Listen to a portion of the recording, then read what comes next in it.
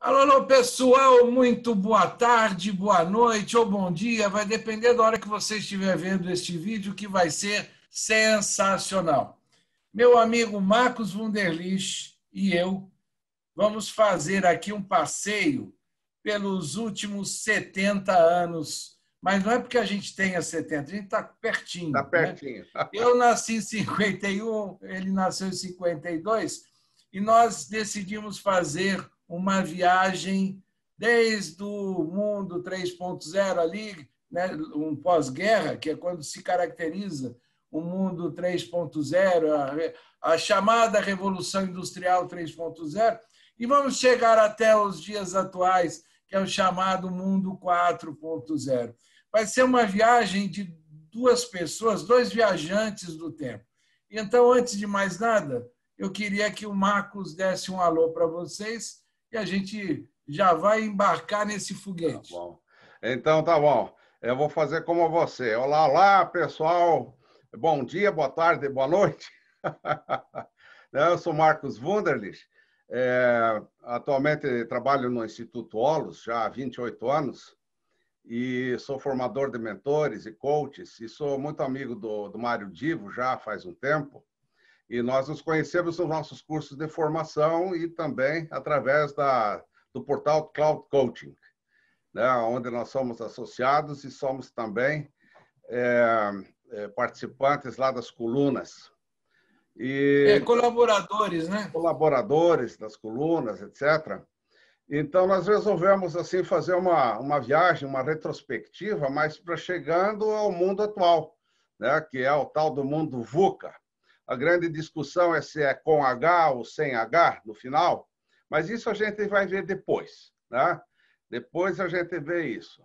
Então, Mário, vamos É, lá, vamos é conversando. uma coisa que a gente pensou, quando teve a ideia de fazer esta brincadeira, é como se a gente estivesse numa mesa de bar. Como hoje o isolamento sugere a distância, o online, a gente não está numa mesa de bar. Mas o espírito é como se estivesse em Isso. que não tem roteiro, a gente vai aqui começar a viajar aí, o que der na telha de falar, eu falo, ele fala, a gente comenta, para tentar mostrar para quem vai assistir este vídeo um pouco do que foi a evolução do lado pessoal, do lado profissional. E eu quero começar chamando a atenção aqui, o Marcos, lembrando o seguinte: nós dois, eu em 51, você em 52, mas o que muito marcou este momento, no Brasil particularmente, foi a chegada da televisão. Eu, morando em São Paulo, eu tive ali a oportunidade de, logo nos primeiros anos de vida, já assistir uma TV, a TV Tupi. O Marcos morava em Santa Catarina. Você veio a conhecer a TV quando, o Eu Marcos? conheci em 59, quando eu fui para São Paulo. Naquela época não tinha televisão nas cidades menores, eu morava numa cidade pequena e não tinha televisão. Então, quando eu fui Como para... é que era o dia a dia do jovem, ou pelo menos à noite, assim? Como é que funcionava? Não tinha noite, assim, quer dizer, era uma cidade pequena, a luz, digamos, a energia elétrica era por gerador local, então às 10 horas acabava a luz normalmente, eu tinha que dormir, então não tinha nenhuma vida noturna, não tinha nada disso, mas a gente tinha uma vida mais livre, não é? A gente Mas brincava, tinha o rádio na época que rádio servia tinha, para. rádio, rádio E tinha. você sabe que eu ia muito para o interior, né? Quando eu era garoto, mas é um pouquinho mais, obviamente, mais velho. E eu gostava muito de ligar para a rádio e pedir música. Você também Isso. fez muito Eu isso? fiz isso também.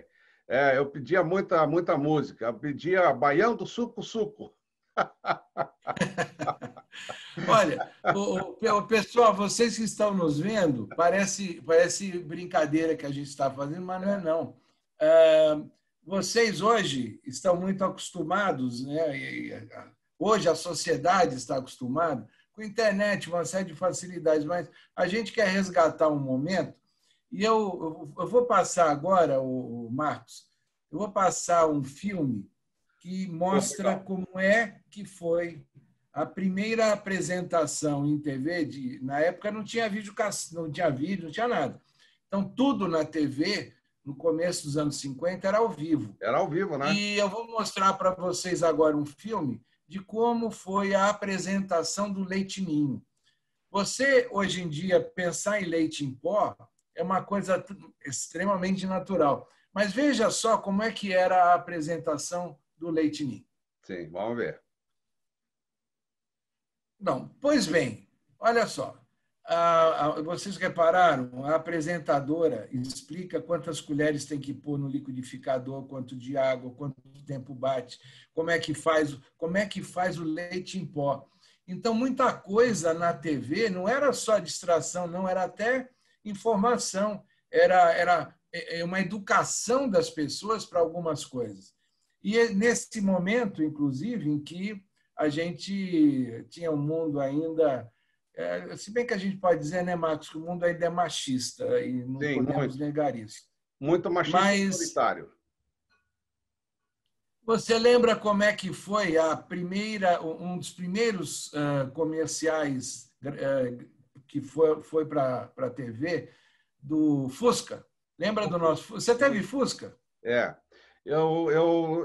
Relativamente eu lembro disso, mas olha, televisão na minha casa, ela só teve a partir de 1965, 66, né? Então, essa parte inicial da televisão, aquilo eu perdi. Mas eu já vi essa do Fusca aí, e é muito interessante, sim, é muito, muito interessante, porque é um contraste, né, do dia de hoje. Veja, a gente está mostrando isso porque seria inimaginável a gente ter uma linha publicitária como essa, que na época existia, e interessante que as mulheres, na época, não criavam, digamos, uma onda contrária. Então, você vê o seguinte, a mulher é tratada como barbeira, né? Aquela que dirige mal, e aí o carro só resiste porque é um Fusca. É uma coisa, é uma forma que na época se fazia publicidade. Sim. E o mundo foi evoluindo, né, nos anos 50 para os anos 60. E Marcos, conta um pouco como é que era a tua vida quando começo dos anos 60, eu vou dar uma dica para você, Marcos. Surgiram Elvis Presley, surgiu Paul Anka, surgiram os primeiros movimentos dos Beatles, o Roberto Carlos começando a aparecer também por esse período, os Rolling Stones. Tinha o Festival de Canção. Bom, eu, na época... Né? Tinha o Festival de Canção. Os festivais de canção no Brasil enchiam um Maracanãzinho. E tinha na Itália, que eles transmitiam também, né? Rita Pavone, sim, né? E que fazia San Siro, né? Catarina Valente, né? Então nós tínhamos, mas o grande must mesmo foi o surgimento dos Beatles, não é? Aliás, eu achava que eu parecia com o George Harrison. Eu, com 12 a 13 anos, até cortei o cabelo, que nem tigelinho ali, e meu pai ficou indignado, mas... Você se inspirou em algum artista ou não? Eu não podia nem escutar Beatles em casa, porque era proibido, não é? Então, quando o pai e a mãe chegavam, eu tinha que desligar o rádio ou o toca-disco na época, né? Daí só podia escutar música clássica. Então, era assim uma coisa bem autoritária. Mas nem os boleros da época? A coisa era braba mesmo, rapaz. Não era fácil, não era muito fácil, não. Você está levantando uma questão interessante, né? Havia uma relação de pais para filhos, né? E eu diria que isso ainda existe hoje em muitos lugares do Brasil, né? Claro que diminuiu, mas ainda existe uma questão, um autoritarismo em que os filhos só podem fazer, ouvir músicas, ler, assistir TV dentro da cartilha dos pais, né? Então, aquilo que muitos defendem como liberdade, e certamente tem que defender, a gente hoje, infelizmente, tem lugares onde isso não acontece, mas na nossa época isso era tido como normal. Era normal, comum. Filho tinha que obedecer, não podia falar, né, na mesa. Pelo menos a minha educação foi muito rígida, né, muito rígida, assim. Então tinha que ir na igreja todo domingo. Então era assim uma coisa bastante obrigatória. E é claro que isso deixa sequelas, não é? Deixa muitas sequelas dentro dele. Pelo menos para mim deixou, o que gerou muitos problemas mais tarde. Mas foi também o que me fez buscar respostas, porque se eu não tivesse tido talvez uma educação tão difícil, tão rígida, eu não teria tantas dificuldades e também não buscaria as respostas que eu busquei. Mas eu busquei respostas e as respostas que eu busquei me alavancaram na vida. Tanto é que eu fiz a engenharia mais tarde, mas depois eu me tornei engenheiro humano, porque eu comecei a trabalhar com pessoas. Então, essa virada foi muito importante na minha vida e que continua até os dias de hoje. Mas a gente já caminhou um pouco, né? Mas a relação... Agora, Marcos, me ocorreu agora, Sim. Só para não perder aqui uma linha de raciocínio, que é o Sim. seguinte. A gente nasceu e começou, ainda como criança, na década de 50. Lembrando que era um pós-guerra, né? A guerra tinha terminado Sim. na década anterior. Era um pós-guerra onde começaram a aparecer os primeiros, digamos, computadores que enchiam salas, né? Os computadores Sim. eram enormes, aquilo ali era considerado um monstrengo, né? Porque tinha toda uma proteção, parecia um bunker.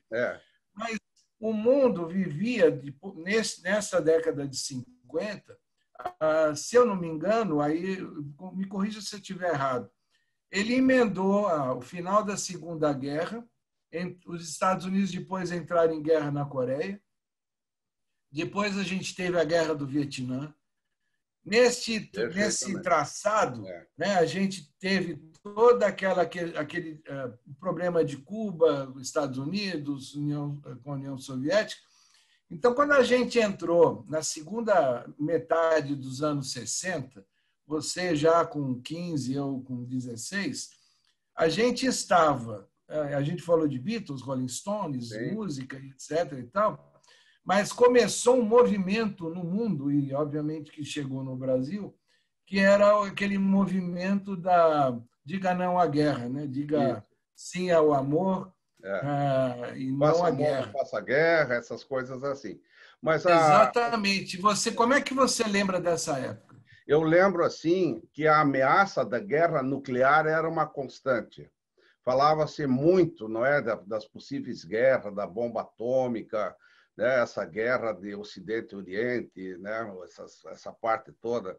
E aquilo era realmente assim um pouco tenebroso, mas ao mesmo tempo surgiu esse outro lado, que é a questão do faça amor, não faça guerra, eram os Beatles, os Rolling Stones também vieram naquela época. E aí veio, acho que lá por 70, veio o Woodstock, sabe? Então aquilo foi assim uma libertação assim, né? Pelo menos para mim. Eu vibrava muito com aquilo. Para as mulheres que ficarem indignadas com aquela peça do Volkswagen, lembrando que tudo tem um contexto, tem, né, um período. A gente tem que lembrar que neste momento que a gente já está falando ali perto dos anos 70, as mulheres começaram a também comprar uma briga em defesa do feminismo, e uma das maneiras foi queimar sutiã em praça pública. Foi. Isso no mundo inteiro, né? E foi quando veio a pílula, né? A pílula anticoncepcional foi nessa década, 70, início dos anos 70. Ou talvez até antes. Agora, o Marcos, eu pulei uma coisa que eu tinha... quando a gente está conversando livremente, sem roteiro, a conversa vai para frente, de vez em quando volta um pouco para trás. Mas é isso mesmo. Tem uma coisa que eu quero ouvir de você, depois eu conto a história do porquê da pergunta. No final dos anos 50, no começo dos anos 60, foi quando o homem foi pela primeira vez para o espaço. O Sputnik. Aí começou a corrida espacial, os russos foram, depois os americanos foram. Aí, Verdade. anos depois, o homem pousou na Lua. Minha pergunta para você, aonde você morava, na região que você morava? A turma acreditou que os Estados Unidos chegaram na Lua ou acharam que aquilo era uma ficção de filme? Não, chegaram na Lua, pelo menos para mim, aonde eu vi isso tudo, todos falam que o homem chegou na Lua. Esse negócio de que não chegou, isso foi uma história, para mim, né, pessoalmente, inventada bem mais tarde, bem mais tarde. Alguns incrédulos, né? Mas para mim aquilo era real, verdadeiro, e até hoje, né? Até hoje eu acredito que ele chegou lá. Mas Mas você sabe que eu tinha, sei lá, 8, 10 anos, não me lembro agora a idade não, certa. ele chegou em 66 na Lua. O desembarque na Lua Então, foi em 66. É, então eu me lembro que a minha mãe tinha uma madrinha que era italiana e a gente às vezes ia visitá-la e ela sim. dizia sempre o seguinte: isso aí é mentira. Ninguém foi para a Lua, não. Então, ela morava em Jabuticabal, uma cidade do interior de Sim, São Paulo. Então, eu fiz a pergunta, até para trazer isso à tona, que é o seguinte: determinados tipos de avanços que a ciência tem, que o homem teve a partir dos investimentos que sim, foram feitos com tecnologia, nem sempre são aceitos no momento em que ocorrem. Existe sempre uma turma sim. que fica É, na a refratária. Então, retaguarda, né? quem vê isso hoje pode acreditar que isso sempre aconteceu, né? E aí, nessa época que a gente está falando, eu fui trabalhar de office boy em 1967, 66 para 67. E nessa época que eu fui trabalhar, não existia Xerox, não existia.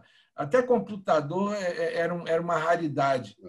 E você né, nesse período também foi trabalhar, teve uma experiência de trabalho. Como é que foi essa sua mudança da adolescência quando está entrando na maioridade? Ah, pois, olha, no meu caso, eu não fui trabalhar, eu fui estudar no internato.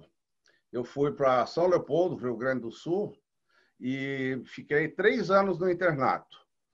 Daí eu acompanhava a história. Mas era internato religioso Era ou não? internato religioso, né? Da Igreja Luterana na época. Era uma educação assim também bastante rígida, mas eu conseguia ler jornal, né? E aí eu acompanhava assim, né, essa guerra, essa tensão Ocidente e Oriente, que era uma coisa que era muito evidente. E aí eu fui, depois do internato, eu já fui direto para a faculdade de engenharia e fiz a faculdade até o último ano, aí que eu tive meu primeiro emprego. Então, meu primeiro emprego foi em 72, mais ou menos, 72, 73, por aí.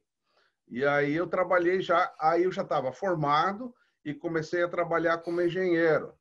E comecei a trabalhar como gerente de produção de uma empresa. Então, esse foi o meu primeiro emprego. Era ainda uma confecção, uma malharia, então eu tinha que fazer dimensionamento das linhas de produção, de produção de vestuário em si. Então, tinha os dimensionamentos que eu tinha que fazer, tantas máquinas para isso, tantas aquilo, e trocar o lugar das máquinas. E a minha dificuldade era lidar com as pessoas, convidar as pessoas para trabalhar num outro lugar, numa outra máquina.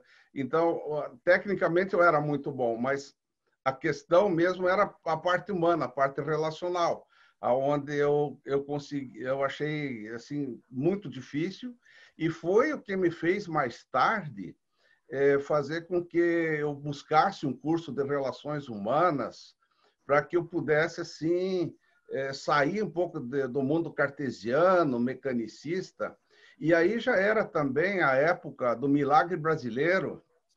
Tá? Mas Marcos, só uma coisinha que eu quero lembrar aqui para o pessoal, só Uhum. para a Sim, turma sim. ter em mente, que é o seguinte: 1970 foi o ano que a TV colorida chegou no Brasil, 70, exatamente na Copa do na Mundo de Copa do Mundo. 70. Então, quando a gente está fazendo essa viagem, lembrando que nós começamos lá no que era uma referência de um mundo 3.0, o que era o mundo 3.0? Era aquele mundo em que a gente começou a ter a inserção da computação, a tecnologia começou a se desenvolver e participar da vida do ser humano. Então, dentro desse mote, a gente está contando aqui um monte de histórias que a gente vivenciou, sim, mas a tecnologia veio avançando. Nesse período, lá atrás, nos anos 60, a gente tinha aquela famosa vitrola, né? Sim. Botava lá o disco era de acetato. Isso. Era aquele que batia em qualquer lugar, quebrava ou então arranhava, adeus disco. E houve uma evolução não só na capacidade, na tecnologia do som, mas também os discos começaram a ter um material mais plástico, LP. Verdade. E essa tecnologia de áudio veio acompanhada da tecnologia de vídeo, como eu disse, nos anos 70 chegou a TV a cores. A gente começou a ter, nos anos 70, os primórdios do que seriam os primeiros computadores menores que já estavam em desenvolvimento. E aí a gente tem um dado, eu acho, bastante relevante, que é o seguinte: a gente, falando em 1970, 20 anos depois, né, do começo desta nossa viagem, o Marcos estava trabalhando numa indústria, eu já estava trabalhando não numa indústria, mas em escritório, dando aula também.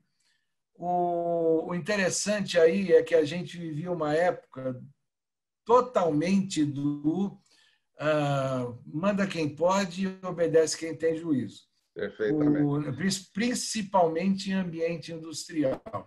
O Marcos estava dizendo aqui da dificuldade que ele tinha de lidar com pessoas. A questão de lidar com pessoas não era só um problema dentro de ambiente fabril, não. Eu, que era office boy, tomei muita bronca em cima, muito esculacho, e a gente tinha que baixar a cabeça e ir em frente.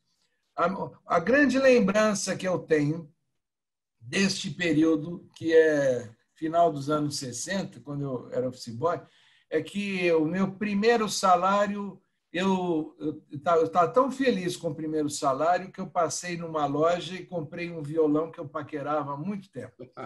E um violão que me acompanha até hoje. Olha que bonito. Então, o meu primeiro salário, ele se materializou num violão e que eu, de vez em quando, obviamente que hoje é um artigo mais de consumo de lazer. Sim. Mas, e você, Marcos, como é que você lembra onde é que você aplicou o seu primeiro salário?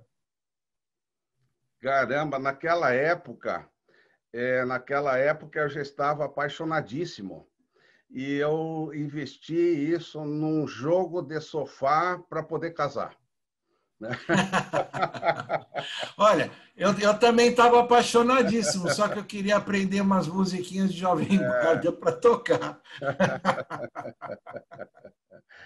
Aliás, vocês, todo mundo não dizem que as grandes mudanças nas pessoas aparecem, seja pela dor ou pelo amor, né? Pelo visto, a sua transformação e a minha começaram, né, nesse momento profissional pelo amor, né? É que é bom, né? A gente lembrar disso, é sempre porque gostoso. pelo menos na época a repressão sexual ainda era muito forte.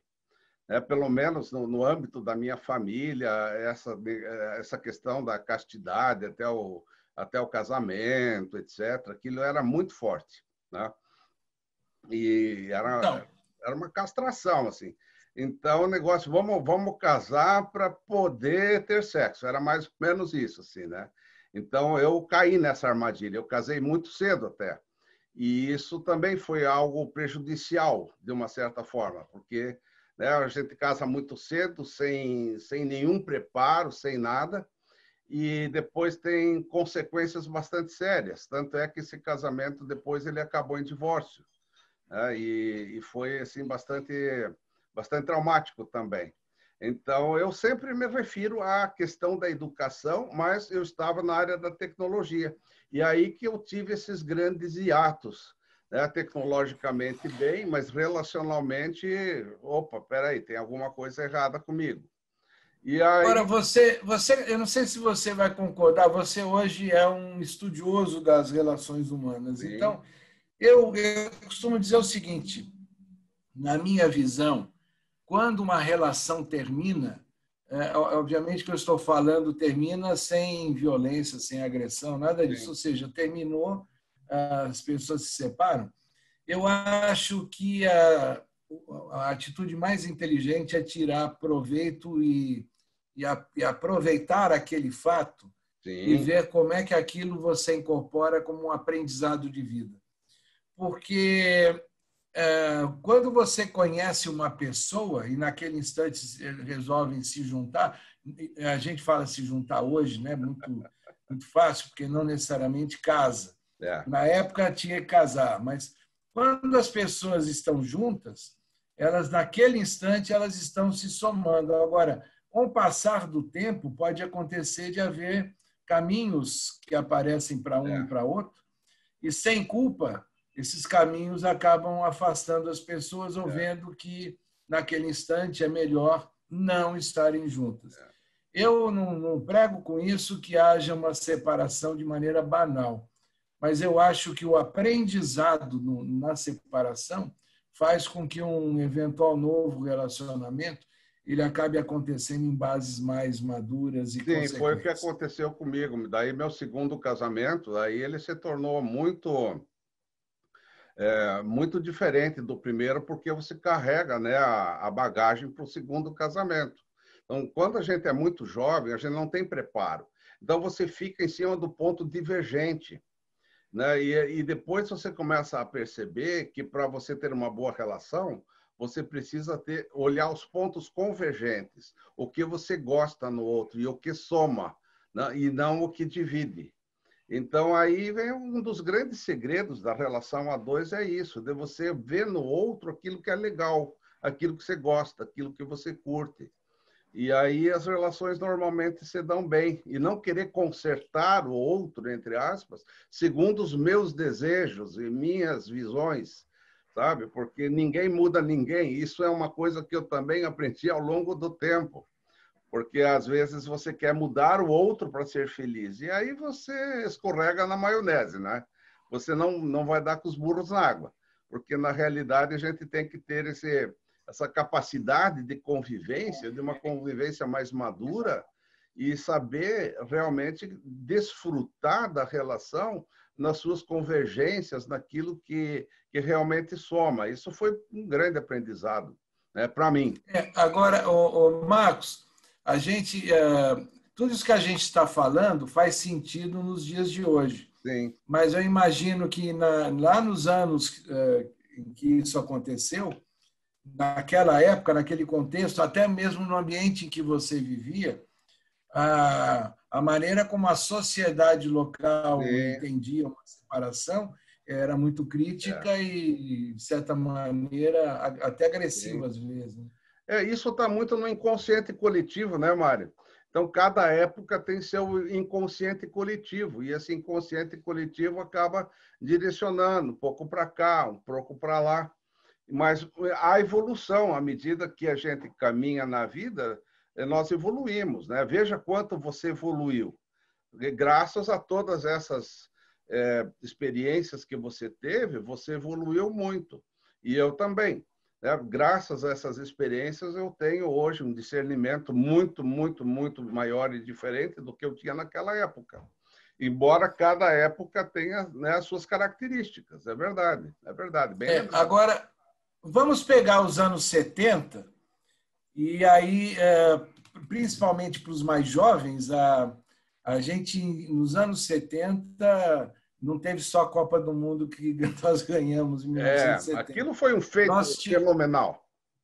nós tivemos nos anos 70, em 1973, um evento mundial que foi uma crise de petróleo que criou problema, mas um problema na economia mundial, um Foi, impacto fantástico.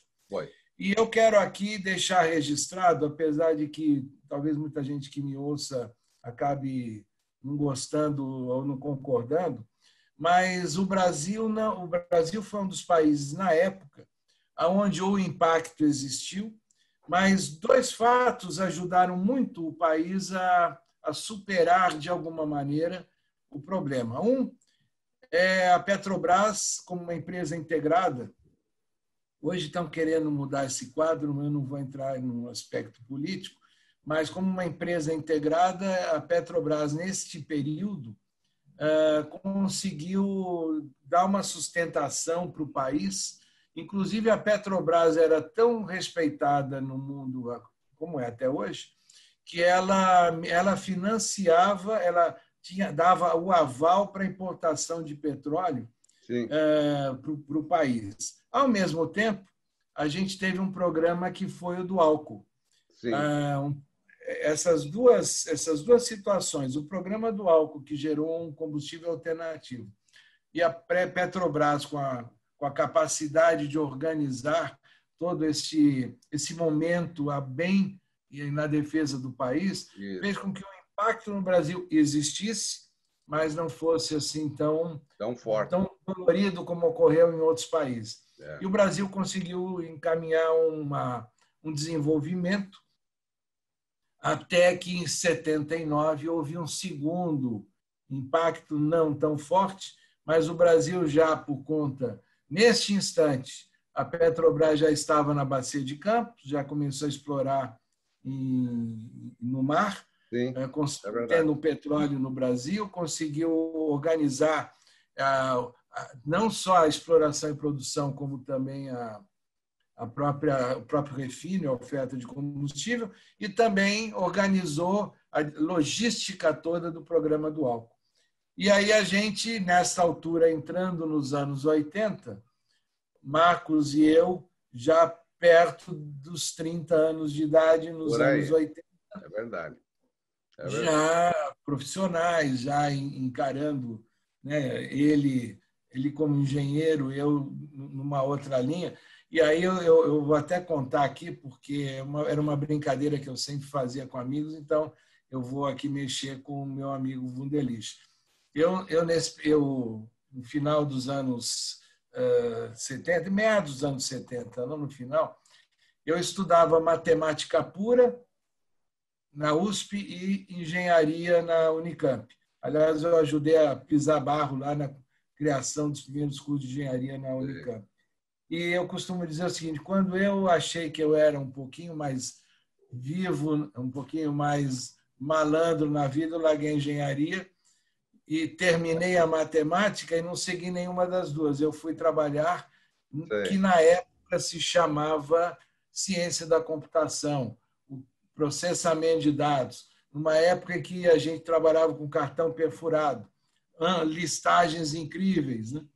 E tomei trote. Alguma vez alguém pediu para você procurar a régua elétrica? Não lembro disso. Ou seja, dentro do ambiente do que era processamento de dados, havia muito trote. Um dos que a turma caía muito era procurar o papel carbono pautado. Isso. E o papel carbono redondo também. O redondo também. Então, pessoal, vejam só, a gente tem coisas que aconteceram na vida, são bucólicas, são simples, mas elas retratam um momento em que a gente ia se desenvolvendo e aprendendo. Eu segui na linha durante muito tempo, na linha do que seria análise de sistemas, depois derivei para outras áreas, economia de empresas, marketing e gestão de negócios. Mas você lembra de uma coisa, Divo? Naquela época, nós usávamos na faculdade régua de cálculo. Aliás, você deve ter tido convivência de algum japonês usando... Não, aquilo lá eu não sabia fazer, mas a régua de cálculo, eu tinha uma alemã importada, Faber-Castell, uma coisa finíssima, e eu usava isso na faculdade toda, né, as réguas de cálculo, porque não tinha ainda as calculadoras, né, eletrônicas, não existia ainda. Mas a calculadora veio muito tempo depois, né? Muito tempo. Como eu disse, nos anos 80, a gente mal, quer dizer, tinha régua de cálculo. Para fazer algum trabalho numa planta, o engenheiro tinha uma prancheta, onde trabalhava muito com nanquim, e qualquer errinho ali era um problema. Então, foi mais ou menos nessa época que essas copiadoras começaram a estar mais presentes no dia a dia. Até então não era uma coisa tão presente, mas não existia nada de copiadora pequena, não. Você, numa empresa, entrava numa fila, tinha que preencher um papelzinho dizendo quantas cópias ia tirar e ainda pedir a autorização do chefe, porque não era essa moleza que a gente tem hoje, né? Porque os equipamentos estão presentes até em casa. É verdade. E aí, Marcos, a gente vai chegando nos anos 90. 90. E nos anos 90, a gente começa a ter cada vez mais os microcomputadores entrando na vida das pessoas. A gente começa a ter mais tecnologias de automação na indústria. A gente tem que lembrar que, neste momento, se a gente tinha lá no passado a dificuldade, como você citou, para treinar pessoas, para se envolver com pessoas, nos anos 80 para 90, começaram a surgir vários modismos, né? A reengenharia, o Kaizen, né? O Just-in-Time. 5S. E qualidade total, que começou a entrar pelos anos 90. Né? Sim. Você lidou com isso ali na indústria? Como não, é que era? Não, eu não cheguei a lidar com isso diretamente. Mas eu lembro que eu estudei muito essas metodologias japonesas e era um modismo muito grande, mas isso era a era da qualidade. Falava-se muito em qualidade e a aplicação dessas metodologias para processos de qualidade. Aquilo começou. Aquilo foi um boom de mais ou menos uns 10 a 15 anos, eu acho que adentrando já nos anos 2000, em que falava-se apenas da qualidade, que era assim o grande mote, não é? A expressão qualidade total, né, que estava muito ligado. Qualidade total, etc. Então, isso foi uma grande, digamos assim, um grande passo adiante para muitas empresas, para muitas organizações. Agora, como é que você interpreta isso dentro do ambiente de preparação das pessoas, treinamento das pessoas, a orientação que se dava para uma adequação a cargos, né? Sejam administrativos ou técnicos? Assim falava-se muito, olha, você precisa ser uma pessoa motivada, você precisa ser uma pessoa 100% honesta, você precisa estar imbuído da qualidade. Mas falava-se, mas não se praticava, ou então não se dizia como fazer, sabe? Então, seja uma pessoa imbuída da qualidade, mas, poxa, seja uma pessoa motivada, mas, pô, como é que faz motivação? Então, naquela época, surgiram também os grandes palestrantes motivacionais. Então, faziam um auê muito grande e tal. Mas aí, nos dias seguintes, depois daquele auê, aquilo diminuía, porque dava-se um gás nas pessoas, mas não se trabalhava a base das pessoas para elas poderem fazer algo efetivo, internalizar isso. Aquilo ficava tudo no oba, oba, oba, oba, e na hora da prática não existia, não havia uma prática. Então, dá-lhe palestras motivacionais, mas elas eram mais ou menos inócuas. Assim como até hoje, depois isso acabou terminando muito essas palestras motivacionais, porque o ser ele é automotivado, ou você se automotiva ou não. E aí você começa a trabalhar os aspectos mais profundos do ser. Isso começou lá por 2010, 2005, mais ou menos, em que você começou a dar um pouco mais de respaldo à questão humana. Mas até lá era assim... Você concorda comigo que nos anos 90, e eu vou caracterizar muito os anos 90, você concorda comigo que a gente, nesse período, teve muito mais informação, as pessoas eram muito mais informadas do que elas eram digamos, direcionadas para o autoconhecimento. Ou seja,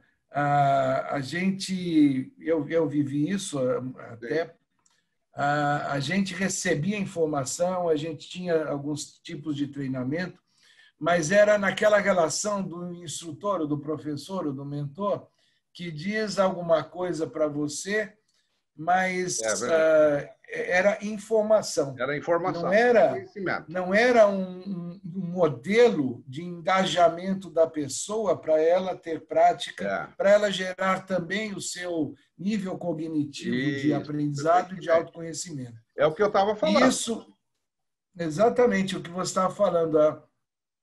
São mudanças. Existe uma expressão técnica que se usa muito, que é a taxonomia, né? A taxonomia é a maneira como você trabalha os vários níveis de entendimento e de informação, até o momento em que você consegue saber como usar aquela informação para a solução de um problema, o processo criativo. Então, todo esse trabalho, eu acho que ele tem uma relação direta, não só com novas práticas que foram identificadas, mas também com tecnologias que vieram ajudar a pessoa a pesquisar, a ler mais, ter acesso à informação. E aí a gente entra, nos anos 90, no comecinho da internet. Sim. A internet foi criada com uma outra finalidade mais científica e militar, mas ela acabou entrando no cotidiano das pessoas. E as pessoas passaram a ter acesso a uma informação de maneira muito mais simples, muito mais completa até do que ela conseguia lendo jornal ou lendo... Lembra as famosas enciclopédias que ocupavam estantes inteiras? A famosa gente, para pesquisar alguma coisa, tinha que ir então, anos 90. Aí, anos 90, a gente tem uma situação que começa a ser chamada, né, do início da mudança, o início para o que vem, então, a ganhar o nome de 4.0, Revolução Industrial 4.0, e aparece, então, a expressão VUCA. O Marcos, você quer contar como é que foi essa história do VUCA? Essa história... Você conhece bem mais a história do VUCA, porque você pesquisou mais. Mas a questão do VUCA foi um trabalho que nasceu com alguns estrategistas militares, né? Na década de 94, se eu não me engano, nos Estados Unidos. Meados dos anos 90. Meados dos anos 90. Que se viu que as coisas estavam mudando. E aí, nessa análise toda, surgiu esse tal de mundo VUCA. Sabe? Esse mundo VUCA é altamente assustador, tá? Porque ele é um mundo volátil. De repente, as coisas começaram a acelerar e as coisas começaram a começar e terminar, então ficou tudo muito volátil, você não tinha onde pegar. Surgiu essa volatilidade toda. Nossa, tudo está muito volátil, não é mais assim como era, tudo certinho, muito perene, né? As coisas começaram a mudar muito, essa volatilidade surgiu assim de uma forma forte, e junto com isso, né, a questão da incerteza. Então as coisas se tornaram mais incertas. Poxa, você está terminando muito, então eu já não tenho mais tanta certeza. E aí começou a questão das incertezas de uma forma mais efetiva. E percebeu-se que, na realidade, tudo era também muito complexo, né? Uma complexidade enorme. Nossa, mas as questões cartesianas já não se aplicavam mais muito, porque as coisas tinham muitas variáveis. Antigamente, não, era uma ou duas variáveis, não é? Mas agora, nesse mundo mais complexo, tem muitas variáveis interagindo o tempo todo, e a minha visão linear não acompanha mais isso. Então, poxa, isso é muito complexo, eu não acompanho isso.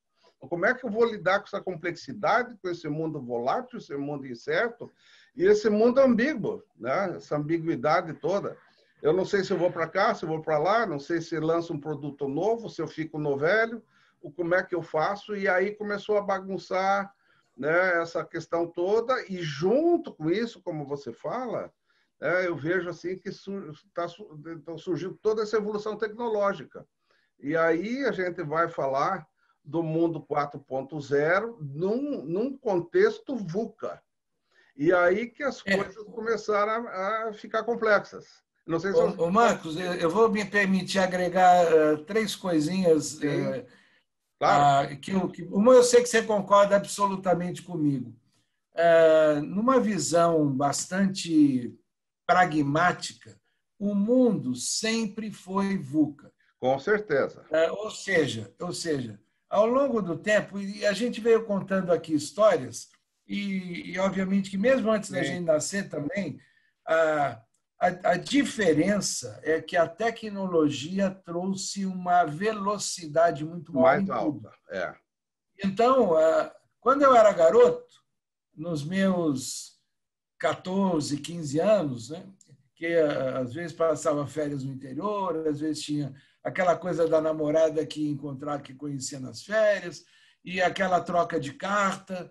Então, escrevia uma carta, mandava para a menina e ficava esperando. Bom, sabia que antes de uma semana não ia chegar a Não vinha, resposta. Mas aí ficava sempre ali esperando. Quando via o carteiro, ficava numa ansiedade: será que vem resposta? Será que não vem resposta? É verdade. Então, o ciclo da informação ele era longo. Quando eu fui trabalhar de office boy, ainda mais no Citibank, lá em São Paulo, o ciclo de uma visita de alguém, de um gerente para um cliente, quando ele voltava com uma proposta, quando era datilografada a proposta, datilografada, encerrava, tinha que datilografar de novo. Esse ciclo, ele também não era tão rápido. Quando se mandava um contrato para alguém assinar, ele ia levar 10 dias, 15 dias. Hoje a gente tem uma velocidade tão grande em tudo que o processo decisório ele é influenciado por tudo isso que o Marcos falou, mas essa velocidade cresceu.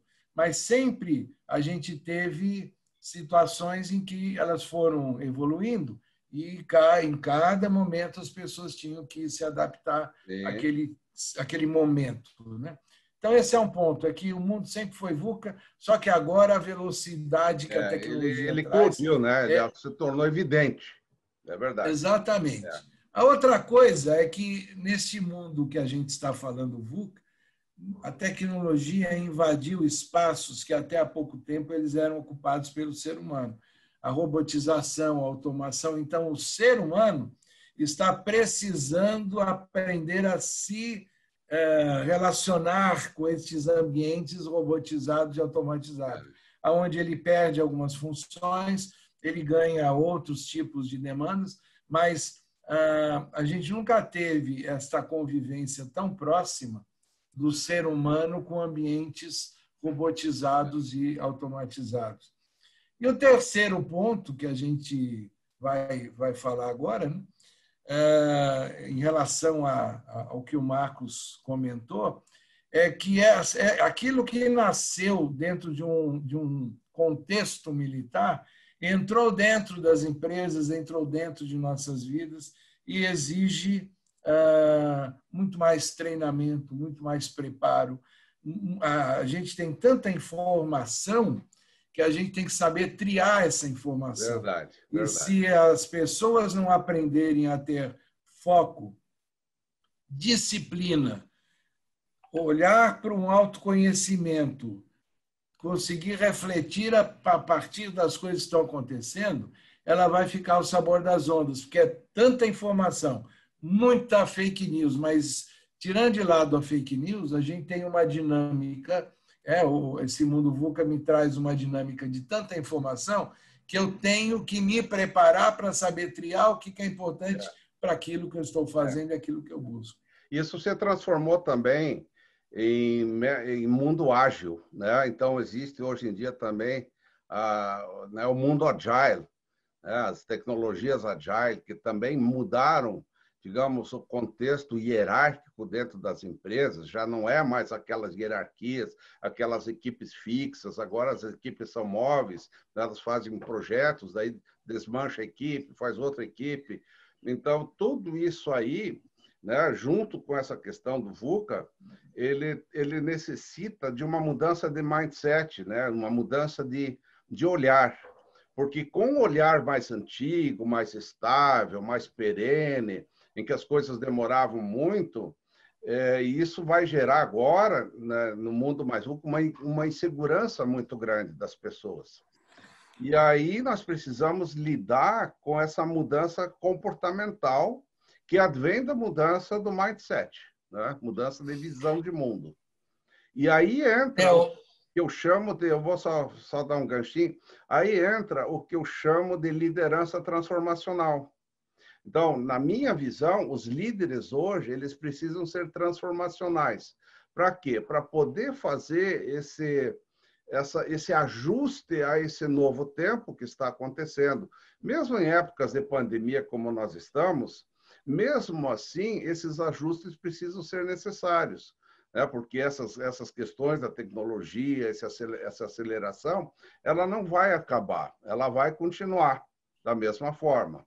E aí vem, então, dentro dessa liderança transformacional, vem um grande salto que eu vejo, que é de sair do mundo analítico-tecnicista para entrar no uso da sabedoria humana. Então, para lidar com a complexidade, nós precisamos ativar algo mais profundo em nós, que são nossos saberes interiores mais profundos, né, que é a sabedoria natural de cada ser, aonde nós vamos trabalhar a partir de insights frente ao que está acontecendo no momento, e não mais com os raciocínios lineares, passado, presente e futuro, ou projetar para o futuro algo do passado, que não serve mais. A experiência, sim, mas o modelo, o modus operandi precisa mudar. E aí nós temos que lidar com uma transformação muito grande e criar novas organizações, né, transformadas para o mundo complexo. Para o mundo complexo. Então, esse é o nosso... Você falou uma coisa que eu quero encaixar aí, só para não perder. É isso aí. Que quando você falou em equipes, em times, em líderes, né? Exatamente. Hoje em dia, a gente tem que pensar, inclusive, que o membro de uma equipe, ele não faz parte de uma única equipe. Muitas vezes, dentro de uma estrutura hoje, às vezes a pessoa pode participar de grupos-tarefa ou forças-tarefa. Então, um determinado time é montado e aquela pessoa participa dentro de um nível de exigência, mas, ao mesmo tempo, ela participa de uma outra equipe colaborando de uma outra forma. Os conceitos de design thinking são muito aplicados para montar grupos que utilizam de ferramentas e metodologias para um processo criativo de pensar em alternativas. Verdade.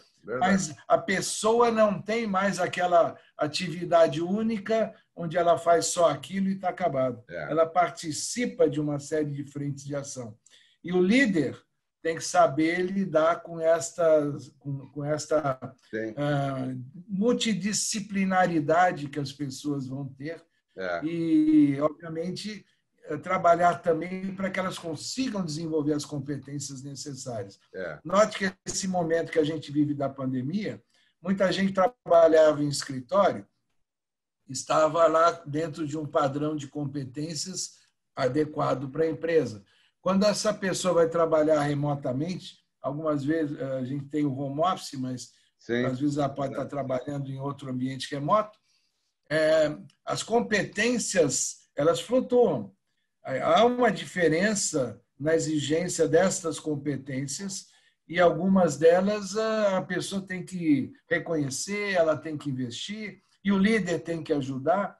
Então, a dinâmica do mundo faz com que cada funcionário ou colaborador, a gente pode chamar assim, ele tem que se ver como não mais um recurso dentro de uma atividade, mas ele faz parte de uma série de ações que, entre si, elas têm um elo, e as lideranças têm que saber trabalhar com isso de maneira participativa. Exatamente. E a função do líder mudou também, né? O líder hoje, ele precisa ser uma pessoa que está junto com a equipe, fazendo parte da equipe, né? E antigamente ele se via um pouco acima da equipe, agora não, ele faz parte da equipe. E qual é a função dele? A função dele é escutar o que cada um tem de potencial e ligar o potencial de um com o potencial de outro, com o potencial de outro, e começar a fazer uma ligação sinérgica. E aí ele começa a trabalhar, né, com esse trabalho em corrente ou digamos, em rede, e que isso gera uma sinergia muito grande. Então, ele precisa aprender isso, né, de fazer essa ligação entre pessoas, e essa ligação, ela normalmente se dá através do sonho em comum, o sonho em comum da equipe.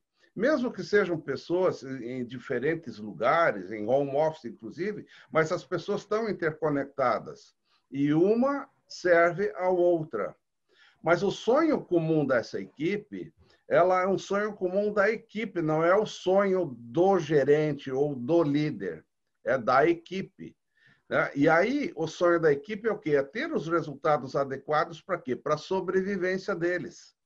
Então, o trabalho, ele é a sobrevivência das pessoas. E ali as pessoas precisam trabalhar com harmonia, com felicidade, né? Com integração. E o papel do líder é apenas esse, integrar as pessoas, trazendo à tona as competências de cada um. Então, isso agora é uma nova fase assim, que exige muita intuição, muita percepção, muito tato com as pessoas. E isso é talvez algo que os líderes hoje precisam fazer. E para fazer isso, eles precisam se transformar em líderes transformacionais. E essa é a grande questão. Agora, eu vou te fazer, então, uma pergunta, uma provocação aqui. Então, agora é uma provocação. De 2 anos para cá, 3 anos para cá, na literatura, digamos, os estudos mais avançados, mais presentes, eles agora agregaram a letra H no VUCA. Ficou VUCA, V-U-C-A-H. Você já explicou o V, o U, o C, o A.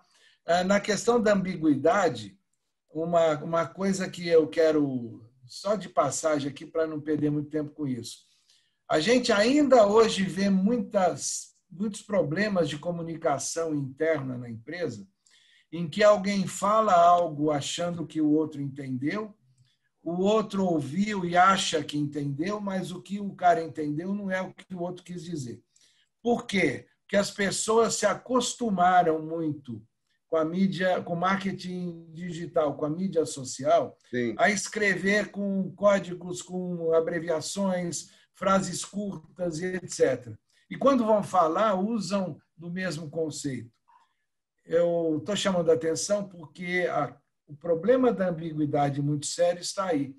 Alguém que fala, o outro que ouve, e não é a mesma coisa. Então, é importante explicar. Mas a gente falou de ambiguidade e agora vem a letra H. E algumas pesquisas que eu fiz, eu identifiquei o seguinte: na África, em alguns países, a letra, e principalmente países que têm alguns problemas de economia, onde há muita restrição para as empresas, para as pessoas, crédito, etc., este H começou a ser tratado como hostil, H de hostil. Mundo hostil. Ou seja, um mundo VUCA com tudo aquilo, volátil, incerto, complexo, ambíguo, ele ainda se torna hostil. Existem outros lugares onde muitos estão usando o H de hiperconectividade, ou seja, aquilo que eu já falei, a tecnologia está cada vez mais entrando no cotidiano das empresas e das pessoas e fazendo com que esta tecnologia gere muita conectividade, internet, se fala em 5.0, já se fala em tanta coisa nova que mexe com o humor, os brios e as emoções de muita gente, só de pensar nesse futuro breve, né? A holografia já está se mostrando uma tecnologia cada vez mais presente, sim. possivelmente no curto prazo. Bom, e aí, então, a hiperconectividade, a internet das coisas, as casas inteligentes, os carros que andam sem motorista, o automóvel que vai voar, enfim. E o avião também sem piloto. Exatamente, exatamente. E a gente chega em alguns outros lugares onde alguns estudos, alguns textos, algumas matérias que tratam este H como humanismo, ou seja, um olhar para o ser humano, onde o ser humano é a principal estrela acima de todas as outras coisas e merece, portanto, a atenção. E isso tem a ver com inteligência emocional, social, etc. Então, minha pergunta, Marcos, pelos seus estudos, pelo seu trabalho, você hoje é dono de um instituto bastante reconhecido. Nos últimos 6 anos, uma das 5 marcas mais lembradas para a preparação de mentores e coaches. Você, dentro desta sua especialidade, dentro do seu instituto, qual é o H que você escolhe para ser utilizado como VUCA? Olha, as minhas formações são formações de mentores, de coaches e de advisors humanizados. Eu vou pela humanização. Já respondeu. Porque é a grande necessidade hoje das empresas, porque o ser humano ele precisa fazer com que as empresas o sirvam e não que ele sirva a empresa. Até hoje foi essa questão, né, da empresa, eu sou o servidor da empresa, mas na realidade a empresa me serve. E essa é a questão da humanização. De eu não me tornar escravo da empresa, mas eu usar a empresa para a minha felicidade, para o meu bem-estar, né? E não dentro de uma corrida maluca de ganhos e ganhos e ganhos e ganhar coisas e achar que ter muito dinheiro, ter títulos ou ser muito rico é sinônimo de felicidade, que essa é a grande mudança que está acontecendo hoje. Porque o nível de insatisfação das pessoas hoje é muito grande. E isso é agravado agora pelo mundo VUCA, né? Aliás, pelo mundo da pandemia. Então, está se questionando muito, e as pessoas, muitas estão em casa se questionando. O que eu fiz da minha vida até agora? Eu só trabalhei e cheguei aonde? Ele vai ver que ele não chegou a lugar algum, que ele só está aqui. Então, ele está questionando muito a vida dele. Qual é a razão de viver? Qual é o meu propósito de vida? E isso é algo que está muito evidente. Então, obviamente que a humanização das organizações hoje é algo super necessário, em que exista uma relação adequada entre as pessoas e que as pessoas tenham um bom clima organizacional e que elas trabalhem em conjunto e que tenham uma empresa satisfeita para prover as suas necessidades. E isso é um ponto básico para mim. Agora, eu acredito que muitas pessoas veem um mundo hostil. Muitas pessoas olham o mundo hostil. Não, o H é de hostilidade. Esse mundo é assim, esse mundo é assado, esse mundo aqui é uma guerra. Mas isso depende muito do quê? Do mindset das pessoas. Elas olham o mundo como hostil e acreditam que ele é hostil e agem como se houvesse essa hostilidade. Mas se você olhar pelo olhar da humanização, você pode ver também o humano, a necessidade do humano. E se você olhar pelo aspecto da comunicação, você vai ver que existe um excesso de comunicação, em que tudo está hiperconectado realmente, né? E que também você pode ver... Então, assim, você pode ver o que você quiser ver. Então, eu vejo pelo humano. Outras pessoas olham assim, outras pessoas assadas. Então, eu coloco assim, a VUCA com 3 Hs no final, sabe? Um de humanização... H ao cubo, né? Aproveitar a nossa formação matemática, H ao cubo. Agora, deixa eu fazer aqui um comentário. Existe hoje se fala muito nos últimos 10 anos, uma evolução de um conceito que tenta, digamos, encaixar em cima de tudo que se fala de resiliência. Ou seja, a gente tem um mundo, com tudo aquilo que já foi dito, um mundo dinâmico, um mundo que preocupa, um mundo que muitas vezes judia, se a gente olhar pelo lado negativo, um mundo que abre oportunidades, se a gente olhar pelo positivo, e um conceito de resiliência que é você cair, levantar e seguir e continuar. Mas existe um conceito chamado antifrágil, que foi lançado por um matemático libanês-americano, e chamado Nassim Taleb, que lançou esse conceito de antifrágil, que tenta incorporar a resiliência, mas ir além. Ele não é resiliência pura. Ele significa o seguinte: tudo que acontecer para você, em qualquer circunstância, aí a gente volta lá para a história da separação, do divórcio, tudo que acontecer, você tem que tirar dali um aprendizado. Não basta você ter a vontade, a energia, a disposição de levantar em frente e continuar. Você tem que entender que tipo de lição eu aprendo. E quando você assume este tipo de postura, todo dia, a todo instante, cada vez mais você vai autoconhecer, cada vez mais você está preparando, ou se preparando, não só para se entender melhor e controlar melhor as suas emoções, como também você vai começar a ter capacidade de empatia para entender o outro e entender as normas e o ambiente em que você está. Conforme você caminha nesse sentido, isso é típico da inteligência emocional e da ciência da axiologia, conforme você caminha nesse sentido, você começa a ter mais domínio sobre si, sobre os outros, o que está à sua volta. Não que você vá manipular os outros, não. É uma capacidade de entender, interpretar, ter empatia e fazer com que haja uma harmonia no ambiente. Então, Marcos, de repente a gente pode criar um quarto H, que é o H de harmonia. É o contraponto.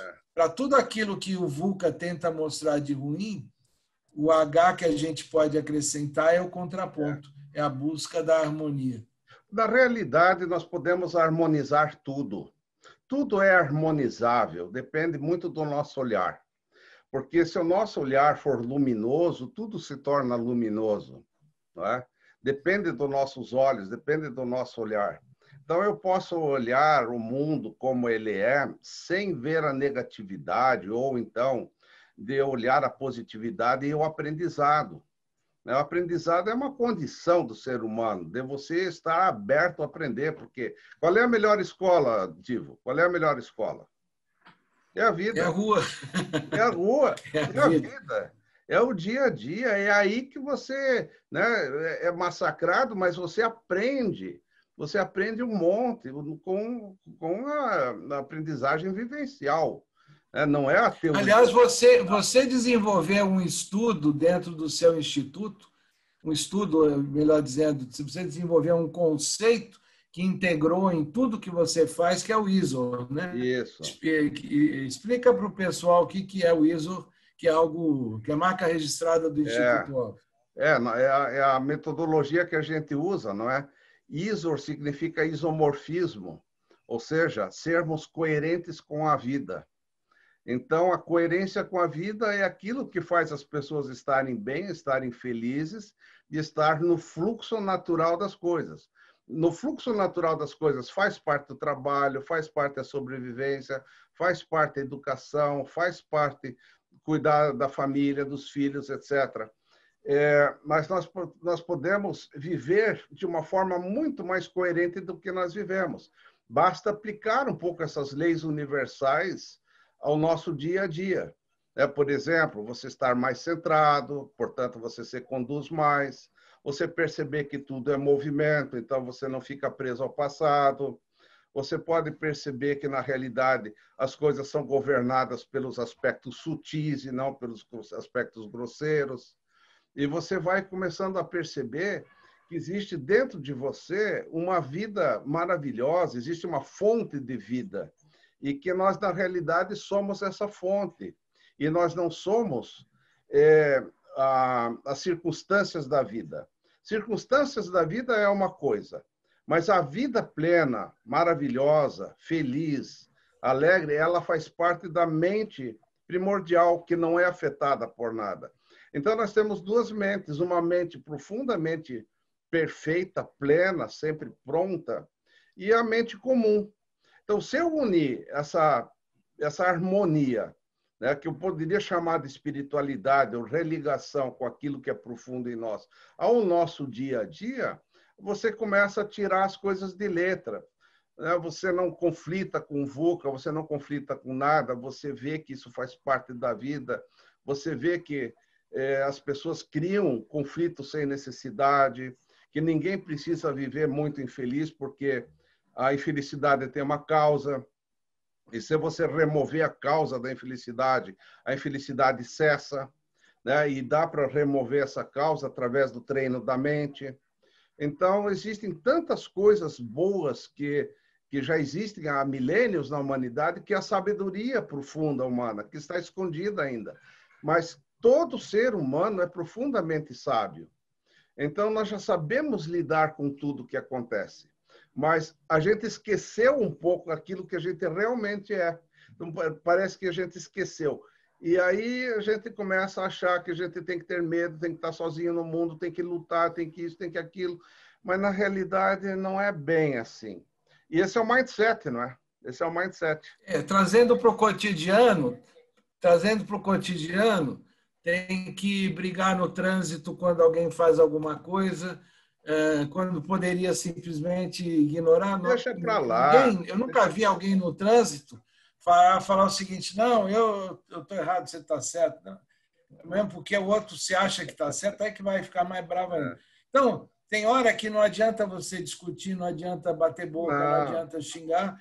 Por quê? Porque as emoções elas vão entrar em conflito e a situação vai se perder de alguma forma, vai sair do controle. Então, mas eu tenho que ser covarde, aí não é uma questão de carimbar. Você não precisa dar carimbo para as coisas. Não precisa. Você tem que pensar que a busca da harmonia, da paz e da harmonia, não é uma atitude do covarde, pelo contrário, é uma atitude de quem tem bastante coragem para assumir para si e não ficar preocupado com aquilo. Simplesmente ignora, vai embora e toca a vida. Isso aí, é muito isso. Marcos, muito bom. Estamos chegando no final do nosso papo desta viagem, mas eu acho que a gente vai ter chance de fazer outras no futuro, até pedindo para um garçom aparecer, né? Eles já estão querendo fechar o bar, né? Já tomamos umas e outras, não é? Então vamos fechar o bar. Agora chegou a hora de fechar o bar. Bom, eu queria agradecer, esse papo foi fantástico, é uma ideia que a gente teve, que eu acho que foi um papo legal, a gente trouxe muita informação. O objetivo, eu acho que a gente conseguiu atingir, que foi mostrar uma viagem, duas pessoas que estão perto dos 70 anos, como é que elas viram o mundo, reflexões sobre a nossa passagem nesse período, o que a gente fez, o que a gente aprendeu, o que o mundo mudou no período. E Caetituá aqui, se alguém quiser, entra na Amazon e procura Mário Divo, o agente transformador, seja um agente transformador no mundo, um livro meu que fala de tudo isso. O Marcos, eu gostaria que, Marcos, você também se despedisse, e a gente, então, um outro dia vai dar a viagem 2. É isso aí, é isso aí. Os nossos livros do Instituto Holos estão publicados na Editora Líder. Então, lá na Editora Líder já tem 6 livros publicados pelo Holos, em que eu faço uma parceria com os alunos. Então, os alunos trazem suas experiências, eu também trago a minha experiência, e fica uma coleção de mentoring e de coaching bastante interessante.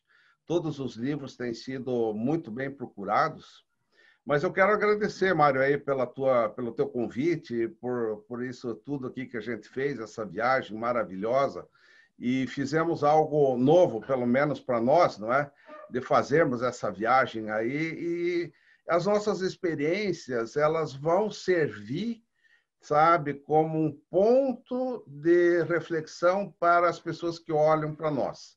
Se aquilo é válido, se não é válido, o que a gente fez, o que a gente está vendo. E isso sempre é uma renovação. Escutar a experiência dos outros sempre é algo fantástico. Então, te agradeço, Mário. Foi muito bom.